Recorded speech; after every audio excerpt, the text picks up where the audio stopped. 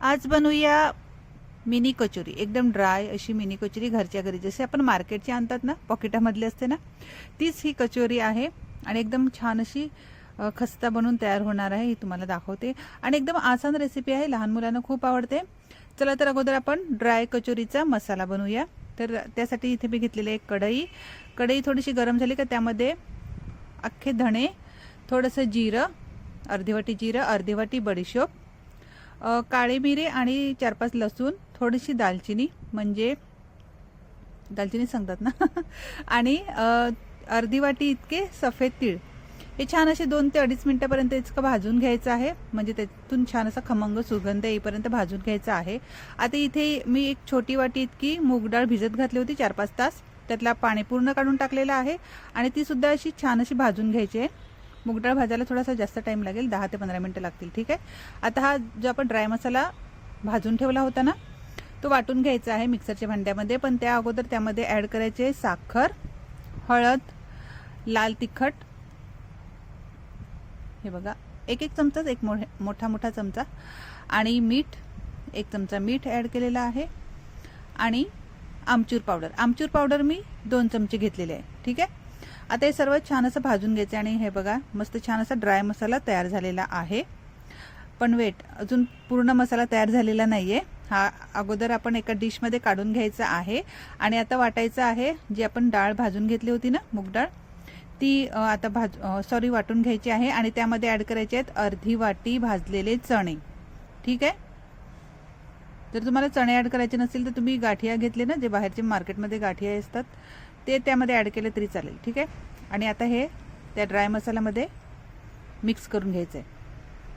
छान असं मिक्स करून घ्यायचं आहे पूर्ण, म्हणजे आपला कचोरीचा मसाला तयार झालेला आहे. हे बघा छान असं मिक्स केलेलं आहे. आता हा आपला कचोरीचा ड्राय मसाला तयार झालेला आहे. ठीक. आता आपण मैदा चाळून घेऊया, पीठ मळून घ्यायचं आहे. आता मी इथे 1 वाटी मैदा घेतलेला होता. थोडंसं ओवा हाताने क्रश करून घालायचं आहे, थोडंसं मीठ, आणि मी 2 चमचे साजूक तूप घेतलं होतं. साजूक तूपच घ्यायचं. साजूक तूपने तुपाने काय होते, खस्ता होते. साजूक तूप नसेल तर नॉर्मल तूप घेतलं तरी चालेल. त्याने काय होते, मस्त कचोरी खस्ता होते. ठीक आहे.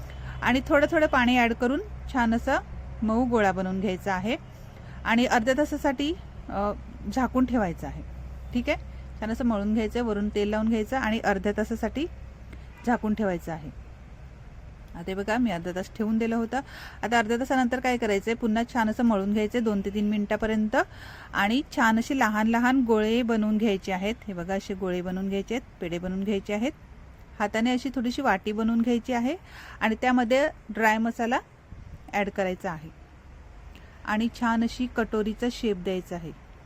हे बघा, आणि हे बघा छान असं आता पॅक करून घ्यायचं आहे आणि कचोरी बनवून घ्यायची. एकदम आसान आहे, पटापट होते. हे बघा मस्त झाली ना कचोरी. आता सर्व कचोऱ्या मी अशाच बनवून घेतलेल्या आहेत. आता काय करायचं, हलकं गरम करायचं तेल, जास्त गरम करू नका, नाही तर वरून लगेच आवरण करपून जाईल. ठीक आहे. गॅस बारीकच ठेवायचा आहे आणि 10 ते 12 मिनिटापर्यंत अशी कचोरी फ्राय करून घ्यायची आहे. गॅस बारीकच ठेवायचा, म्हणजे कसं छान असं आतपर्यंत शिजते आणि कचोरी एकदम खस्ता होते. हे बघा 5 मिनिटानंतर कलर चेंज व्हायला लागलेला आहे. 10 ते 12 मिनिटं लागतात कचोरी फ्राय व्हायला. आणि हे बघा छान अशी मस्त गोल्डन ब्राऊनपर्यंत फ्राय झालेली आहे.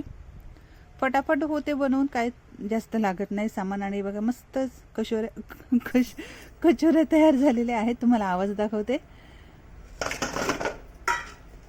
झाल्यात ना मस्त क्रंची, जसे बाहेरचे असतात तसे.